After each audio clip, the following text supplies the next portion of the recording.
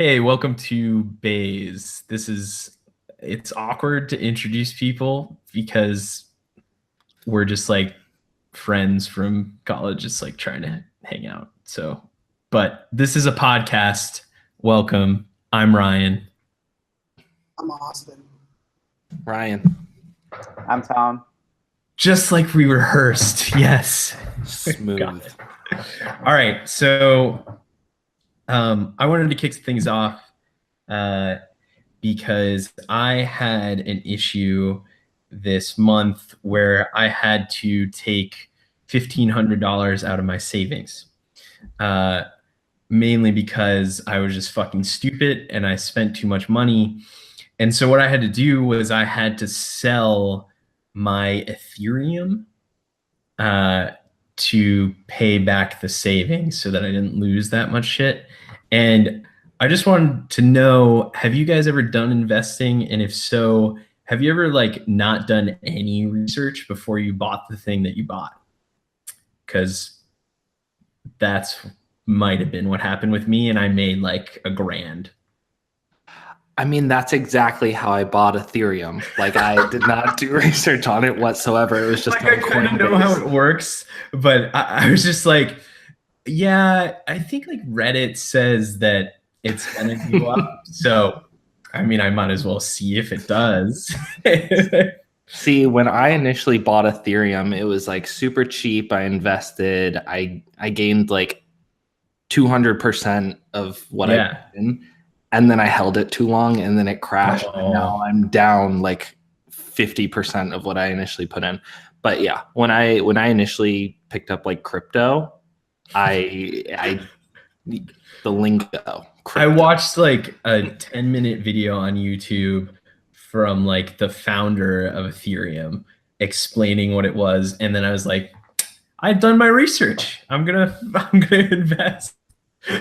Let me put my real world money. I put like $1,000. Just like okay. I got like 100% return. So that is good. Yeah. I went like off main market. I was like, if I'm going crypto, I'm going deep into this. So I like invested in like Tron and Verge and ones that have like never been heard of, but are at least on the top like 30.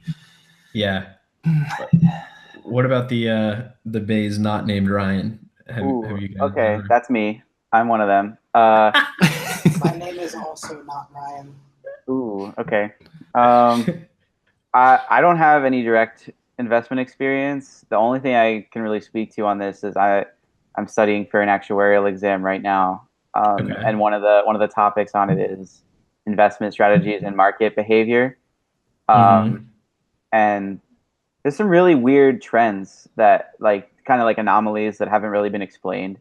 I think the market does better after an NFC team wins the Super Bowl. What? Yeah, market. It's just like one of those stupid patterns that they found that exists until it doesn't. Mm-hmm. Okay. Yeah. So I don't know. Take it how you will. I personally say just throw it all in an index fund. It'll grow. Compound interest is strong. Whatever. But oh, okay. Yeah. Oh, I forgot. You fuckers are actually like learn about this shit. Yeah. No, I'm very passive about my market stuff. Like I'm in my 401k at my company. That's it. But yeah. If I had more money to throw around, I feel like I would fall into the same mistakes that you guys are talking about. Like I would be like, wow, this sounds like cutting edge. Like there's no way that all these other people haven't already thought about investing this way. Like it's gonna be great. All it can do is go up. Yeah, there's no chance it doesn't. Yeah, but what's so stupid about crypto is like it's supposed to be a currency, but it's never used for like transactions, because one day you could buy a pizza for like $10, and then the next day you'll come and buy the same pizza and it'll be like $350, and you're just like, okay, like that doesn't make any sense. So there's no way to use it as a currency. So then all people do is invest in it, which just like has like this repetitive cycle of making it go up and down, and it doesn't make any sense. Yeah, I mean, in order to use it as a currency, that retailer that's taking it needs to adjust their prices at the same rate as the actual currency is changing. So like to make that pizza worth the same every single day. That's a great point. That's a great point. But like I don't think any retailers at the like potential right now to keep up with it. Yeah. At least not in like real world time. Yeah, that's probably true. There's probably like a bunch of computers that like have machine learning that just like are just like, oh, we can see this trend, so we just sell or buy, and that they're just making a shitload of money. But I think the biggest first retailer was Overstock. They 100% take Bitcoin. And like I also got O.co, so they're just like winning. That's true. But they were the first ones to like jump on that boat. The like CEO is all about crypto. That's awesome. Like, this is the future. We need this. But like I think they do a daily adjustment on their rates. On their exchange rate. That makes sense. I mean, that's like the only way you can accept it. Yep. Oh, my money is tied up in Enron still. I'm waiting for the right time to sell. Oh man. Austin, I've got some news for you, buddy. Some what? Some news. I thought you said some nudes. I was like, I don't want them. I do have some nudes for you. I've sent you nudes before. What? I'm just kidding. I have a nude of Austin. Would everybody like to see that? That's me just pooping on the toilet. Yeah. we were when I was in LA and I was on or into. That's a good clarification for Mercer. That's true. You're at a party. You have a couple drinks. You probably shouldn't drive, but you're an idiot. You decide to drive anyway. You're being really safe, and you're in the middle of nowhere on a foggy, dark road. You haven't seen a car in over an hour. All of a sudden, someone appears out of nowhere, and you hit them with your car and strike them dead. And there's no one around. You haven't seen anyone for hours. What do you do? Austin, you should have called us about this when it happened last weekend. Come on, man. What did you do, Austin? You ever seen Weekend at Bernie's? I've never seen it. That. I know the concept. It's just a joke. Mainly from How I Met Your Mother. Yep, me too. Weekend at Barney's. Yep. What would I do? Well, I mean, people are obviously going to know that my car is injured. So, like, they'll be able to see the damage on my car. Also, miraculously, your car is in pristine condition. Oh, okay. Oh, so this is a fake thing.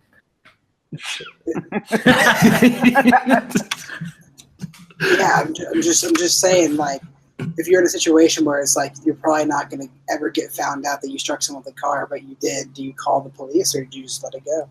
Do you bury the body? No.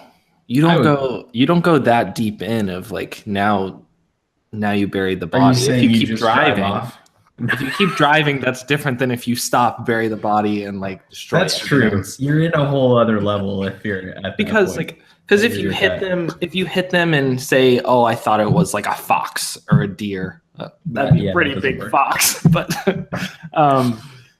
like if you hit them and drove away and you're like, it must have been a deer or something, then that's one thing. But if you actually got out, saw it was a human, buried them, then that's kind of hard to explain. Well, because that's what makes it real, you know? Like.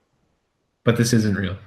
Well, no. I'm saying, like, hypothetically, if this actually happened, it wouldn't, like, what you did, like, wouldn't feel or maybe necessarily even be real if you just, like, continued, you know? Like. Yeah, are you saying like if you didn't realize that it was a human? Yeah, like if you like it's like kind of like a Schrodinger's cat kind of deal. Like, yeah, I agree with that. Until you check what you hit with your car, like it can be whatever you want it to be. What if you see it's a human being as you hit it? I feel like ethically I would check either way, just being me. But like Would you call the cops if you hit it? Yes. Yeah, I would too. I would. Here we go again. What about you, Austin? Awesome. Now I'm gonna throw in one little wrinkle here. What if you weren't driving the car? What if you were a passenger in the car and the person who hit the person with the car that you're in insists on? Is this person a stranger, like an Uber driver, or a friend? It's a friend. So this gets to like the deeper level question that always happens, which is like, it's your mom. Okay. Your mom's driving. Specifically Ryan's mom, or? Well, shit. That seems a little unbalanced for everyone. Well, certainly not Ryan Mercer's dad. Am I right? Okay. Or mine, for that. Oh wow. Guys, I have enough to go around. I've got like 3. You guys can have some. We all have a dad each. Yeah. Yeah. If we divvy it up. Exactly. I'm not looking for a dad. I'm more looking for a daddy. Just to clarify. Okay, nice. I think there's an app for that one, but not the actual father. Is there an app for that at this point? Is it like Tinder for daddies? I think so. There has to be. I don't know. Is. But there was a thing. You might have seen it. Redditor Ryan Tucker. All right. I don't want to be known as Redditor Ryan. That's not a desired name. I occasionally go on Reddit sometimes. I'm not like defined by that, but okay, continue. Is that why you send us text with your Reddit posts every day? Sometimes I find funny things on there. Is that why when anyone tries to show you anything funny ever, you're like, oh yeah, I already saw that on Reddit. Like, well, all right. 2 days ago. Can we? Let's. You know how like normal people are like, oh, this is good. This is some good shit. You can't make fun of me. I'm just kidding. Go ahead. I know I was gonna say. All right. So post edit, Ryan. I'm just kidding. I'm not gonna edit it out. Go ahead. There was a post the other day about this guy putting a Craigslist ad out to see if they could get a generic father figure to come to this giant barbecue they were trying to hold. And what? yeah, it was a really cool thing. And like several dads responded, and then some. So I want to say some like beer company got a hold of it too, and they like supplied a whole bunch of alcohol for the party, and like 3 different types of walks of life dads showed up, and just the whole post was awesome because it had all these really specific like requirements, like you have to refer to all the guys as like chief or something, like every like generic dad, like yes, like preference is given a guy to dads named Dave or Phil or like it's like all these like must provide own grill, like Nice. but like the whole thing turned into this giant event. Like they made like T-shirts for it and everything, and it was just a really swell time. So that sounds like a fun party. I think that maybe we'll inspire an app for that type of daddy. Oh, I meant one that spanks me. Yeah, I know. You could make that one of the requirements. Yeah.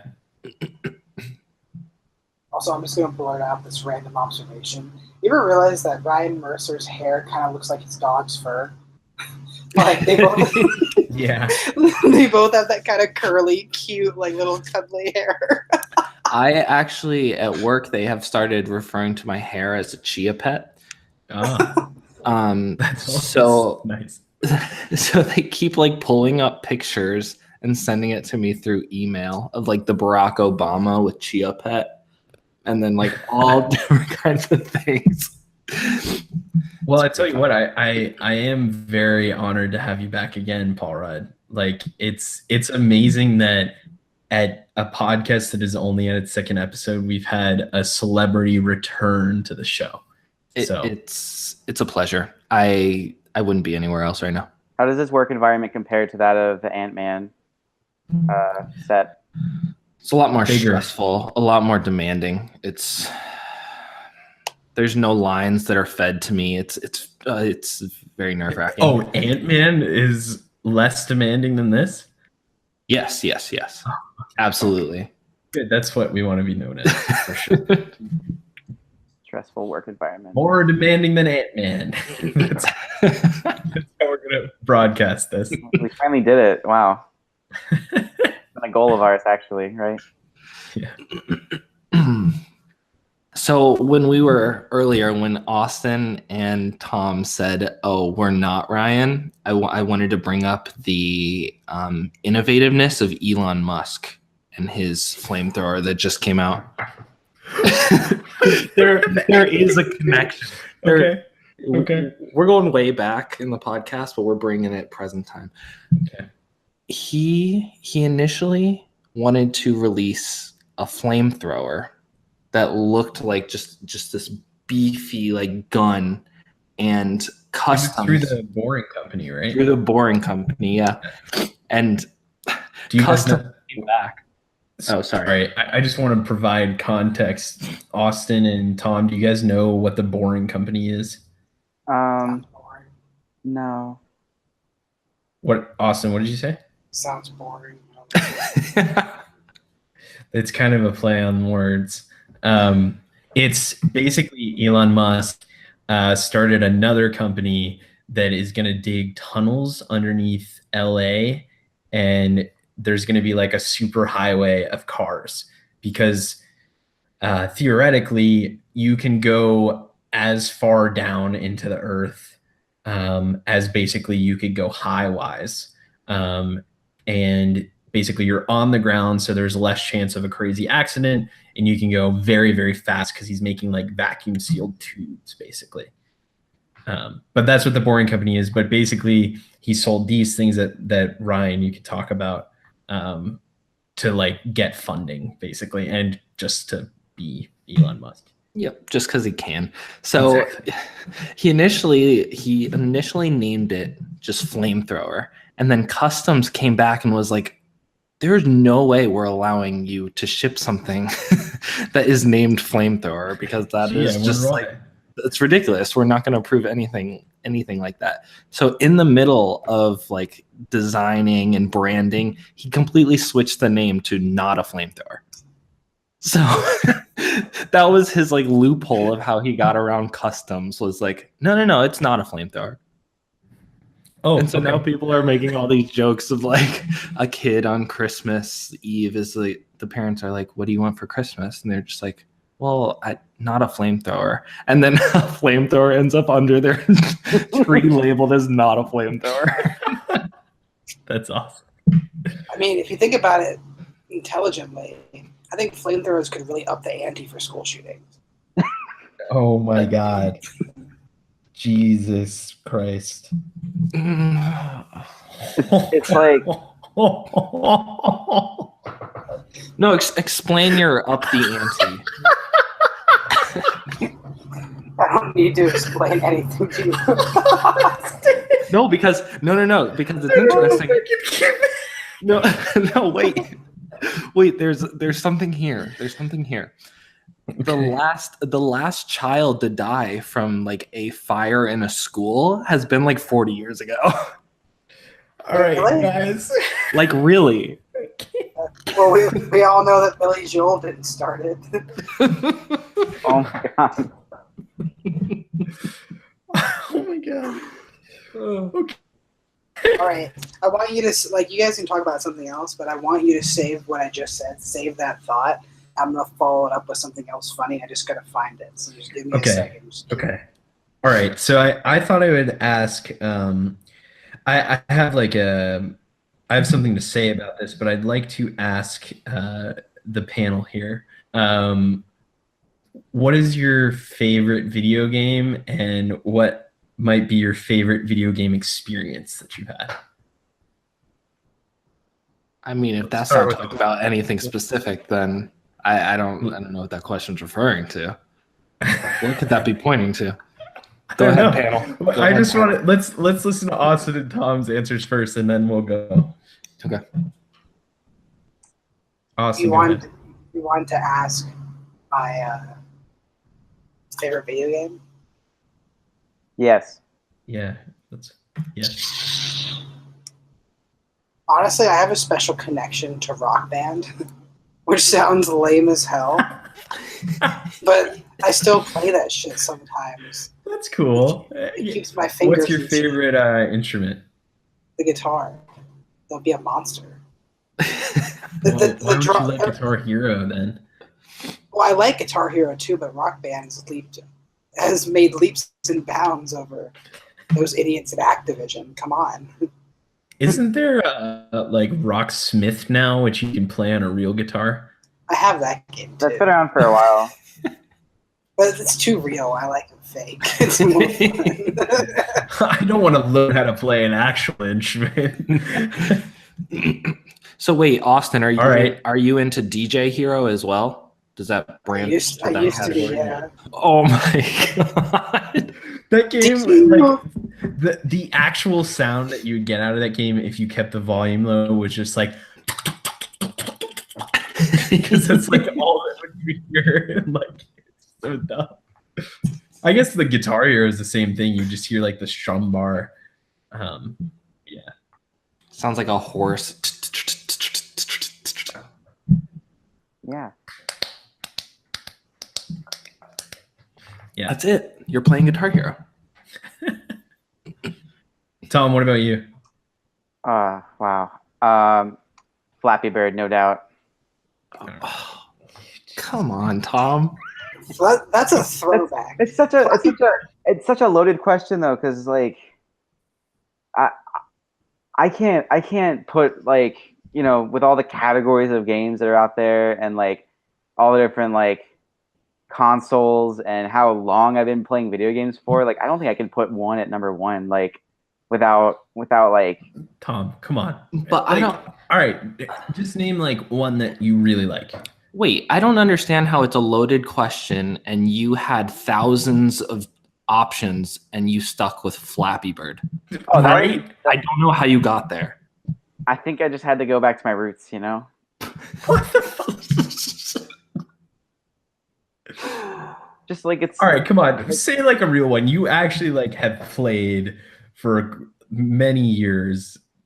I mean, so you got to go back to the classics, like Super Mario 64. Like that one's like... Oh, that's fucking That's great. like, yeah, that's right. It's like, that maybe changed your answer right there if you already had one prepared, right? Yeah. That's probably my favorite video game. Well, maybe tied, but I have a different favorite video game experience, which I'll say in a second. But continue. Super Mario, fucking fantastic. So just for recency's sake, I feel like I wouldn't say that Rocket League is my favorite game of all time, but it does contribute to my favorite video gaming experience because I definitely like get a lot out of like a shared like, you know, like playing online with people who I know kind of thing. And that's one of the games that I've probably spent the most time doing something like that with. And I think my favorite experience specifically was I had been working quite a long time on improving my aerials in Rocket League. And bless you, Austin. Austin, mute yourself.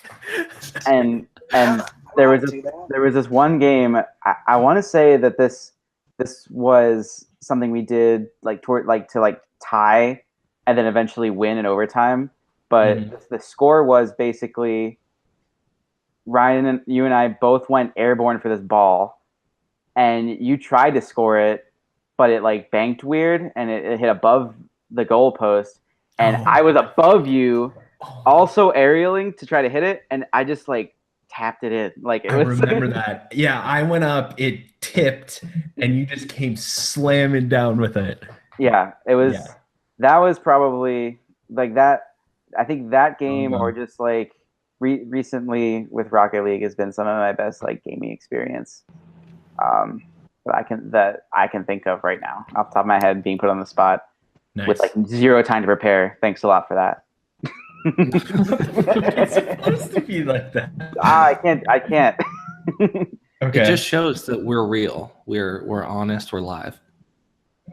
Fuck it. We'll do it live. Yeah. Wow. So, I mean, besides the experience that Ryan is about to share, my number one video game has to be Halo 3. Like it is just like the multiplayer on that was just like phenomenal. Campaign was phenomenal, and I mean they just released the trailer for Halo 6 today at E3, so super excited. Okay, that's it. I'm done. I'm excited for the trilogy to finish and to see what that's like. Yeah, I agree. Halo 3. You know, I didn't play it when it first came out because I didn't have an Xbox. But I went back and played all the Halos, and Halo 3 multiplayer was still going strong for sure. Mm-hmm. It is great. The mechanics are great. I love the story for Halo 2, but not Halo also, not just specifically Halo 2. Yeah, so, well, do you guys have experience with Halo? How about, let's start with that. All of my experience with Halo basically was in your dorm room, Ryan, freshman year. Oh yeah, we used to play with Greg a lot, right? We would play. I think there must have been 3 then, 3 or 4. I think it was 4. I think 4 had just come out. Yeah, and Greg and I stayed up all night. We got it at midnight. Play Regicide a lot. Regicide and the Flood, like those things. Yeah, that was fun. I mean, like for how much I played Halo, like it was a memorable experience, but yeah, not one of my like top. Just big. I never was an Xbox gamer, so that's fair. Kind of, kept me from it. Yeah. What about you, Austin? I used to play Halo 3 all the time. Not forever. Were you more into Halo or Call of Duty? Call of Duty. But Halo 3 was the first game I played with like multiplayer with any kind of regularity. What they need to bring back in video games is cool voiceovers when you get like multiple kills. Like, I need someone triple kill, overkill, extermination. Yeah, we need to bring it back. I came every time I heard that voice. Yeah, Killtacular. Kilimanjaro. Oh, that was a good one. Double points. Triple points.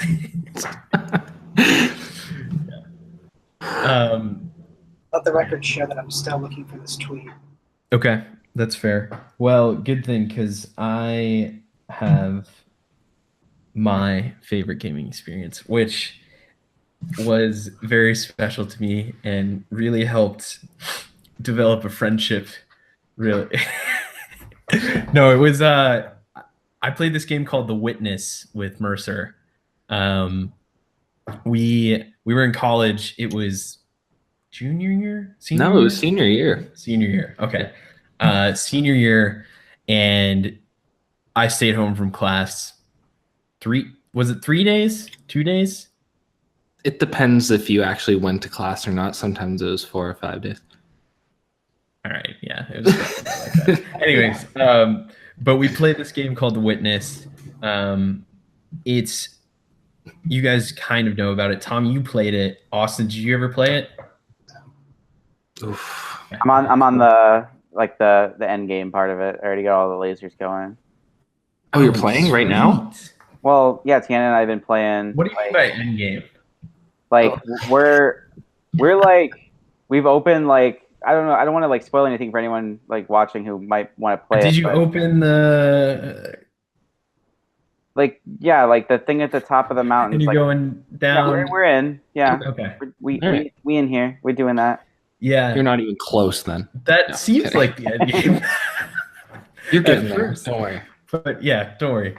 But yeah, Mercer and I played that, and like it's a puzzle game, pretty straightforward, but like it's beautiful, and there's no talking dialogue, there's no like even much reading of anything, but it somehow tells its own story as you're like going through these things.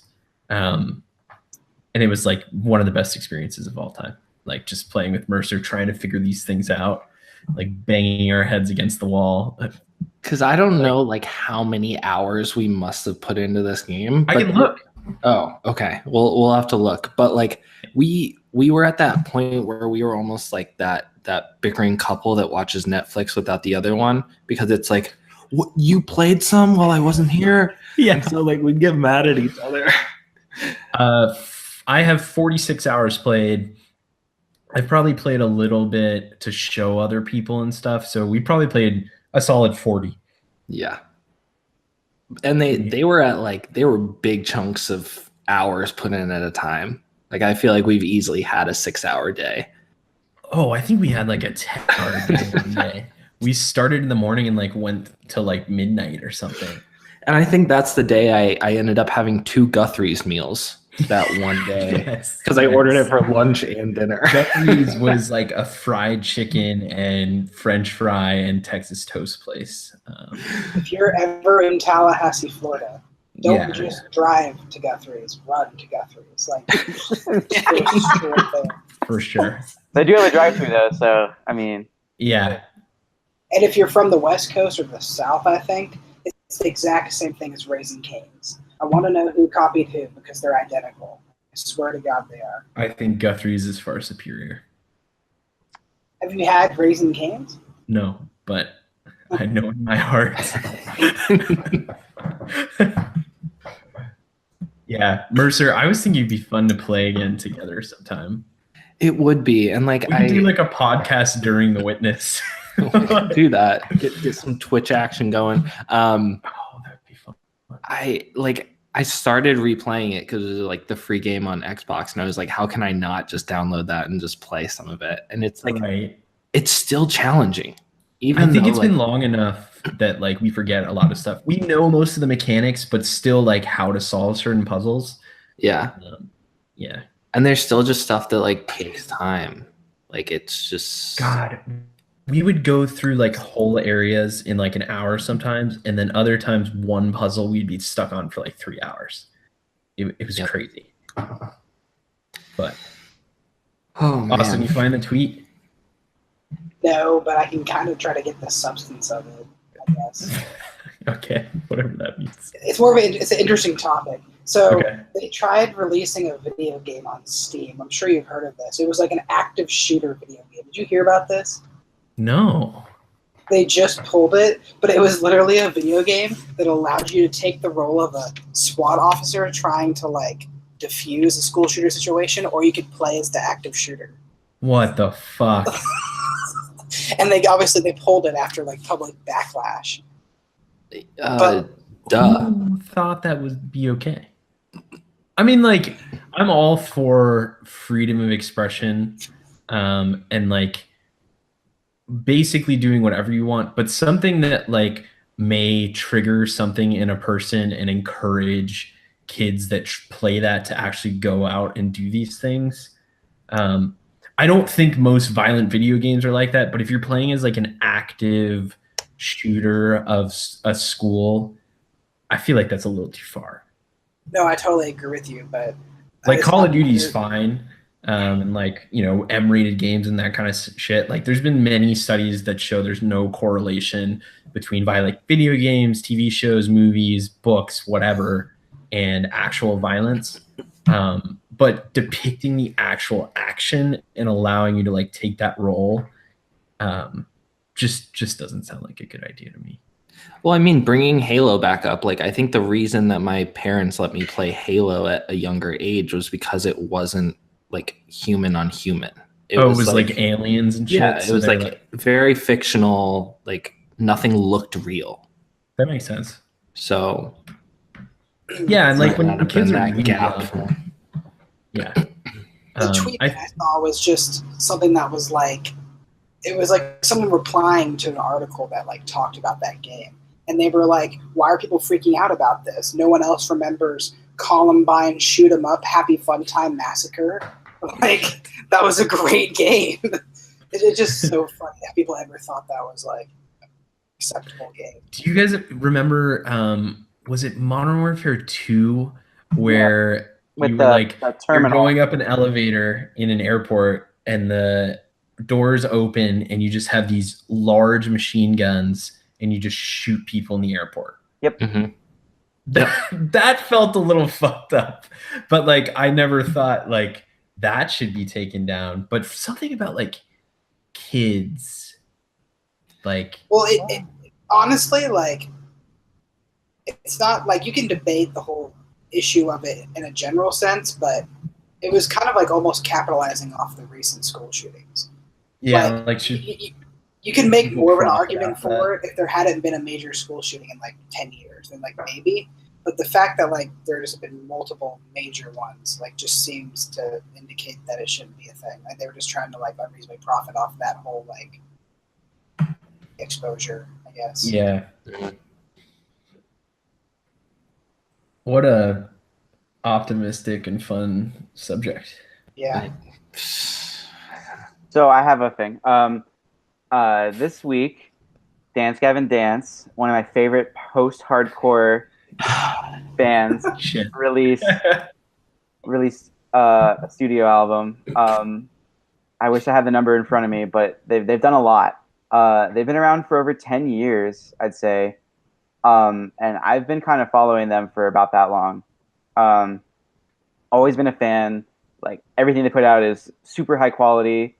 Always like pushing like experimental boundaries and just being straight up like avant-garde. Experimental boundaries. Can you explain what you mean by music? So musically, they always try to do very different things, like just almost for the sake of being different with it. Can you demonstrate for us with your voice?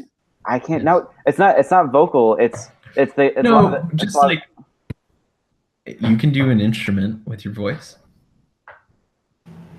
I don't think I can recreate what they do. Okay. I really don't.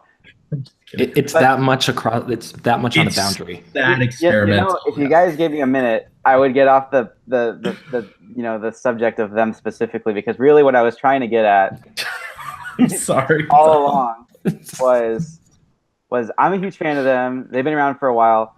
I mean, like my music taste is definitely like along the vein of like alternative rock, like, you know, that branches off into like infinitely many subgenres that get very specific and almost like pretentious sounding. But a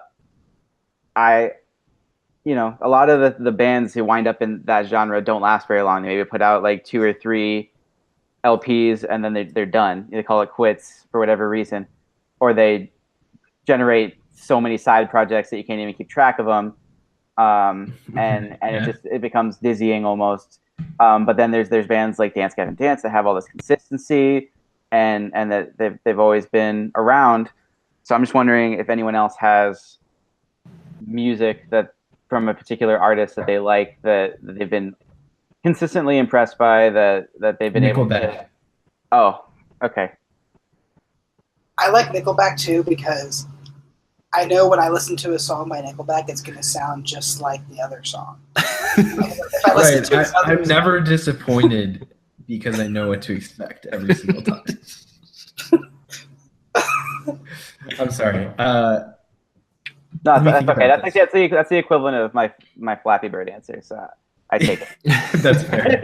That's fair. Fall Out Boy for me. I think Fall Out Boy is still good. That's a good one. They're definitely a guilty pleasure band for me. I think people are losing sight of Rebecca Black. Like, I really think she's on the up and up. I think she's producing some great stuff now. And I feel like she just needs to move on to the other days of the week. I think so too. Well, I think she needs to. She touched him. She said that Sunday comes afterward. Yeah. In reference to but there's like 5 out of 7 that still have yet to be explored, and I feel like there's such good real estate there, and she's really missing her opportunity. I think she could definitely experiment with her boundaries a little bit and branch out. Be experimental, be experimental. Exactly. Yeah. Forgive me for saying this, but I think that Rebecca Black is a talentless hack when compared to the My Jeans girl. I don't even know who that is. You don't know the My Jeans song? No, that's how terrible she is. I have no idea who that is. Austin, we can agree to disagree then. Oh, shit. I'm trying to think. I feel like I like music, but I never have like super strong cemented tastes. I tend to like every couple months like start to like different things. So I feel like yeah, there are like classics that I like, but a lot of times I don't circle back to new stuff by the bands that I listened to forever ago. I feel like I'm always just listening to kind of new things. Um, so I don't know if I have like one solid band that sticks out in my mind that I'm like, wow, I listened to them when and I still listen to them now. Does that make sense? Blink 182's new stuff is pretty good. Yeah, but it's not as good as it as like the classic shit. Yeah.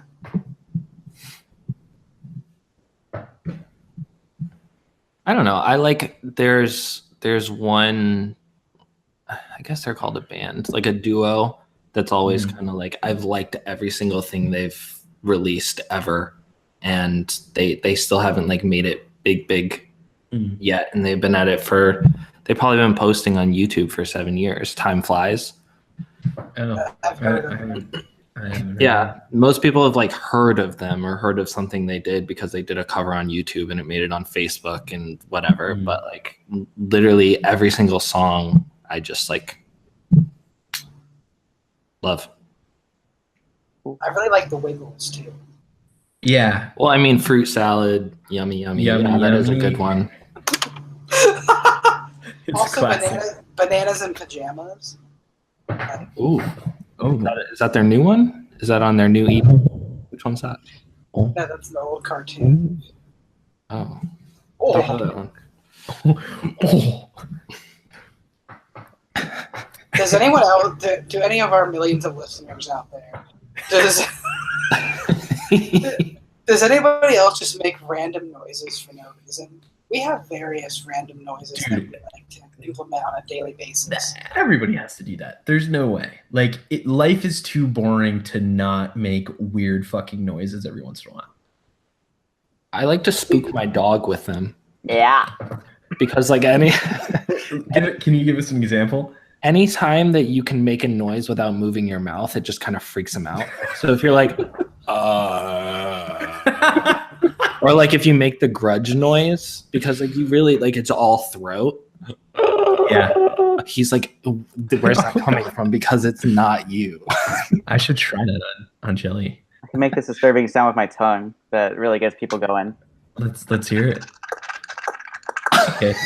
That made me uncomfortable. Yeah. Well, that's always the reaction. Is that what happened? Do you like turn the lights off at night and it's like 1 a.m. and you're under the covers and like Tiana's next to you just sleeping and then randomly you just start making that noise? No. Can you try that and report back? I'll let you know for sure. Okay. This movie came out this past weekend too, Hereditary. Austin, I know you've heard of it because you told me about it, and then I've been telling you about it ever since I saw it. But Ryan, I know you're not a huge fan of horror, but this one, I like realistic horror. Okay.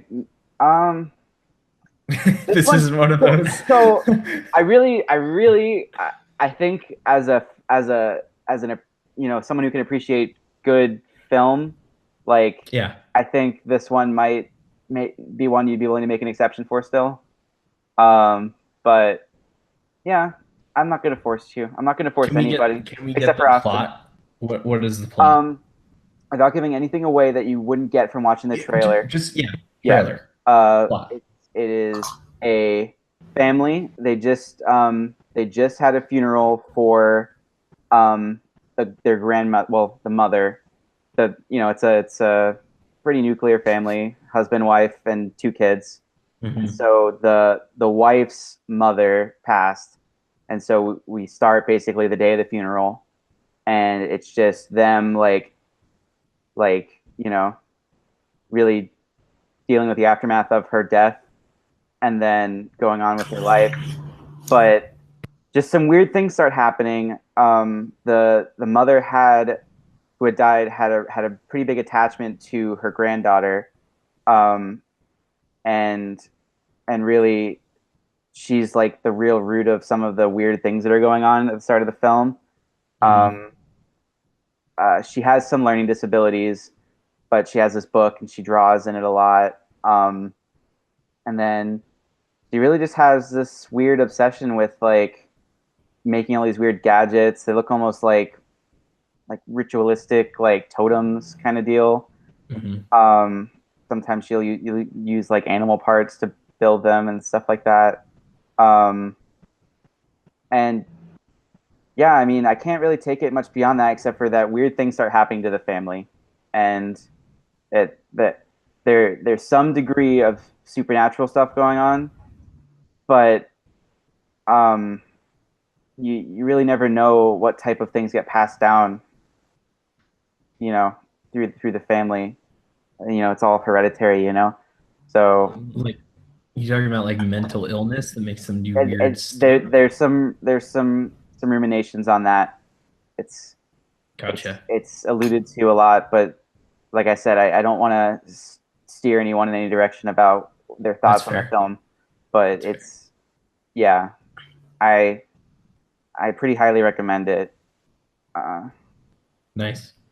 I mean, if you want a realistic horror movie, then it sounds like something being Hereditary sounds pretty promising.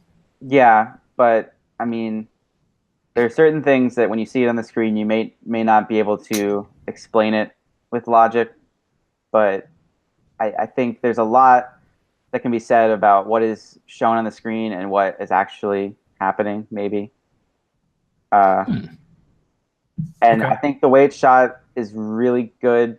Mercer, I know you're a stickler for that kind of thing. But there are certain things about it that maybe leave you thinking when you're done with it. So, okay, cool. Yeah.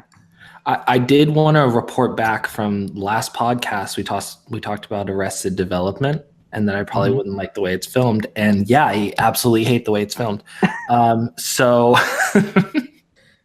just so you know. Thanks for testing that out for us. Yeah, no problem. Did you watch season 5 yet, Ryan? No. It's so good. But if you want a show that's filmed perfectly, watch Riverdale.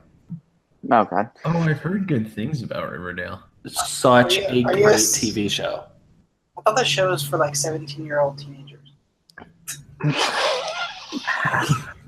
Have you hung out with me, Austin? I'm just kidding. I love me some Cole Sprouse. So.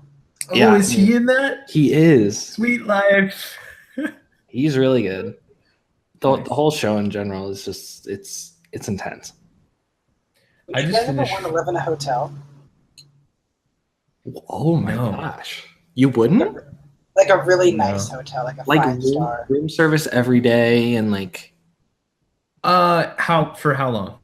And what is my like family living situation? You're sharing a bed with everyone in the family and for the rest of your life. No. No, I mean I imitate the Coles in Sweet Life. Like, yeah, except throw a dad in there too. Pain in the ass to take my dog out. It like wouldn't feel like private at all. Like eventually I want to get a house. I feel like it would be like nice apartment living, but I wouldn't want to live like that for like 25 years. But I'd do it for like a few years. Yeah, eventually I want a house. But I do it for a few years for sure. Okay. No, I would definitely do it because it is just like living in an apartment. Right, except with room service, which is awesome. Yeah, like someone makes your bed every day. Hell yeah, sign me up.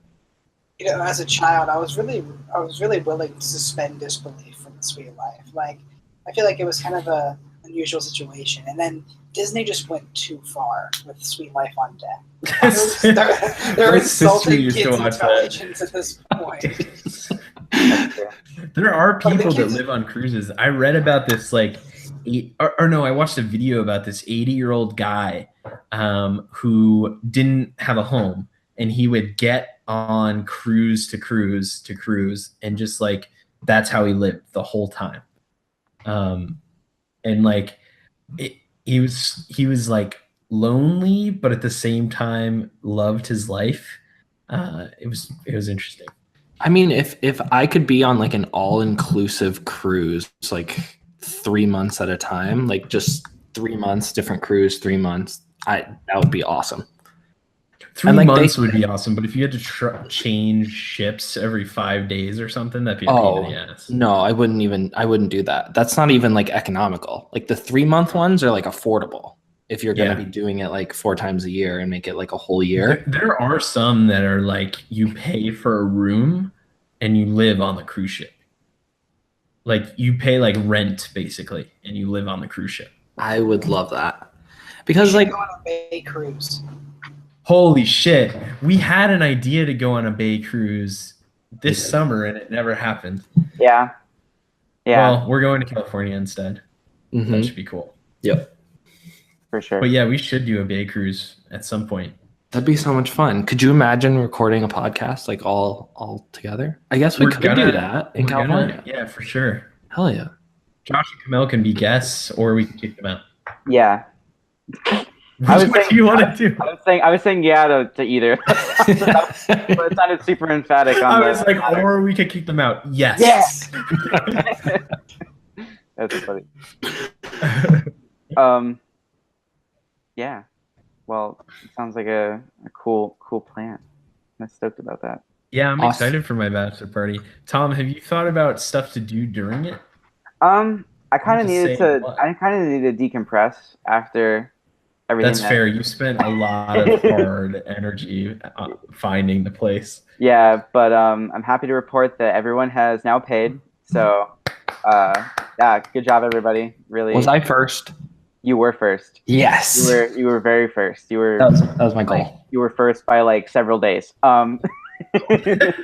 So that's not surprising. Good job. No, it was pretty nice. Who was last? Austin, but we had talked about it. It was no big deal. And you know what? He really did. No, shout out to Austin here though. He did the nicest thing that's anyone's ever done for me on Venmo. He rounded up from the amount that I requested. Why would he do that? Just so that my balance after he paid me would be an even number.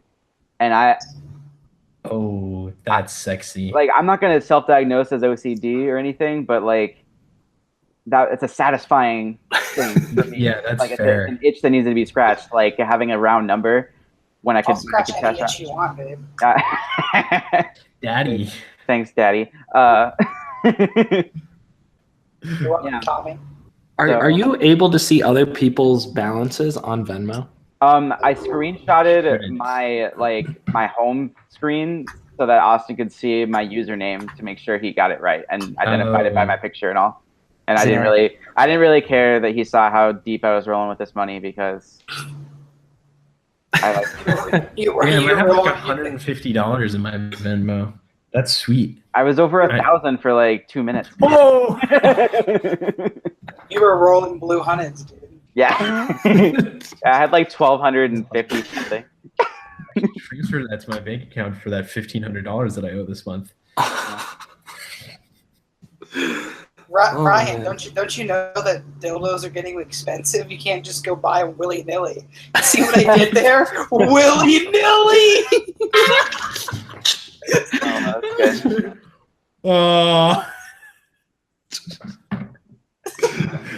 Podcast has gone off the rails. Yeah. Jeez. While we're getting meta, I don't have like formal dinner reservations, but I did have plans to go to dinner soon. Okay. I think Tom just told us that we have to stop the podcast. Are you kidding me, Tom? I didn't say that. Tom, what the fuck?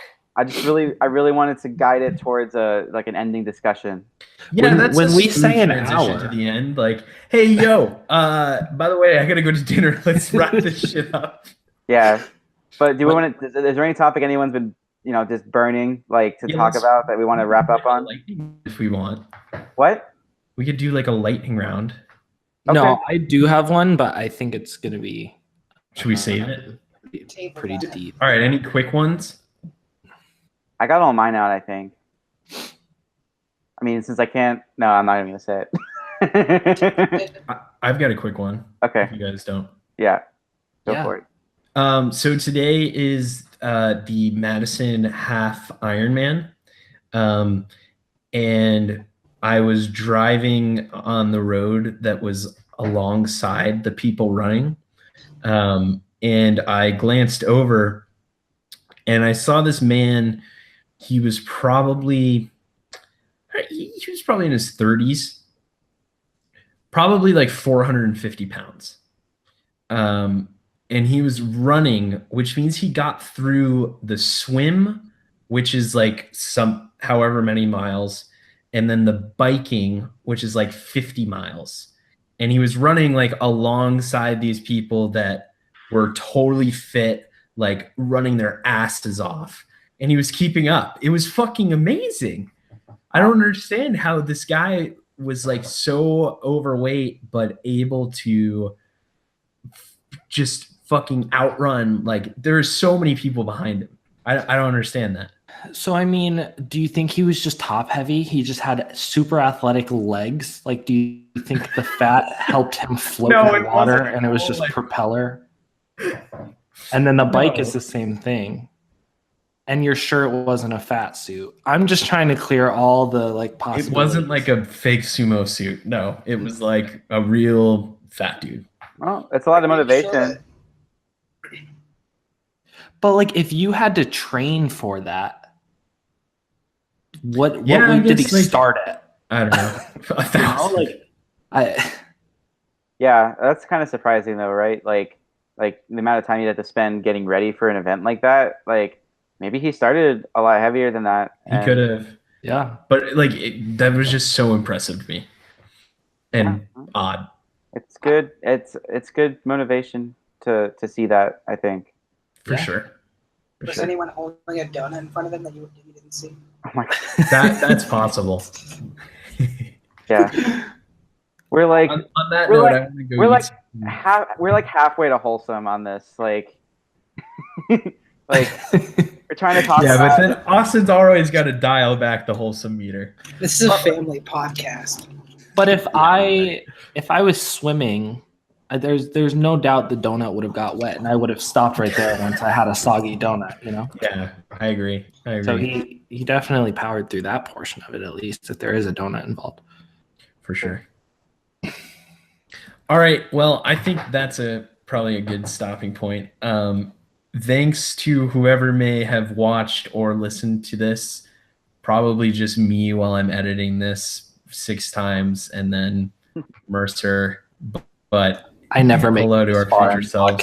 And if anyone is out there listening, hopefully you weren't too offended by anything. Everything. We should put a disclaimer at the beginning. My suggestion that Flappy Bird was the best game of all time. Yeah, that's probably was the most fucking offensive statement of this whole podcast. Yeah.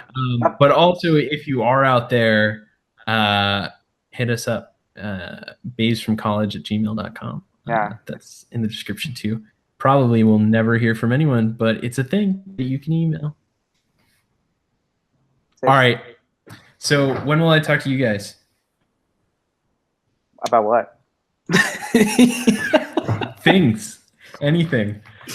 Do you guys want to play Rocket League later tonight, maybe? Oh, no. You got to buy a PS4, man. I can't. I'm not even close to finishing work. And I might go see Hereditary tonight by myself. Boo. That was so sad. Do it. Fucking do it. Yeah. I mean, we all know what Tom is doing tonight. He's got dinner. Yeah. That takes up the whole night. I mean, you never know. That's fair. I'll let you know. All right. That's fair. Maybe I'll talk to you guys.